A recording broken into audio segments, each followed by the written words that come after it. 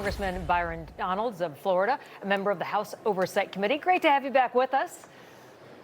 So it's been just about a year back in the White House. Your take, if you were to do your movie review, critique of the president's first year in his second term, what do you think?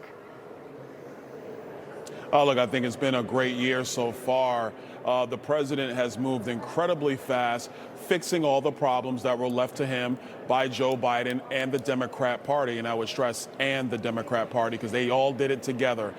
Inflation was rampant. Our economy was not growing. Wages were down, not secure border, crime in our streets.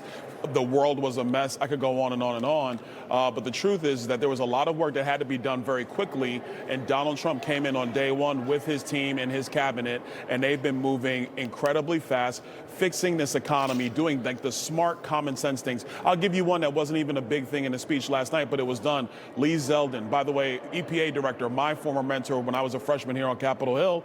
Lee Zeldin and the EPA have done the work of actually reversing Joe Biden's CAFE standards, which were increasing the cost of manufacturing automobiles. And when you increase the cost because of liberal policy, it is borne by the American consumer when they go to buy a car. And so it's common sense policies all through the federal government. The highlights, of course, no tax on tips, no tax on overtime, largest tax cut for Social Security recipients in American history, and wages are now rising, inflation is stabilized, our streets are safe, and our border is secured. Yes, those highlights specifically about money back in Americans' pockets, right? The president, he talked about the tax cuts that were delivered to the American people. He spoke about this, though, also slamming Democrats for not voting in favor of it. We have that moment.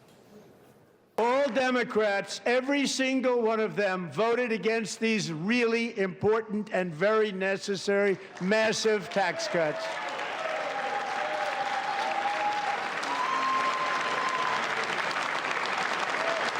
They wanted large-scale tax increases to hurt the people instead.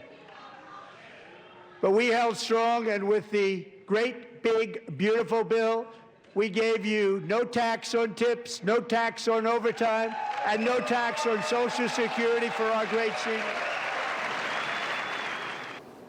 And just to be clear, you voted for this to pass, the largest tax cut in American history. The president took aim at those that did not. Talk to us about that moment in the chamber.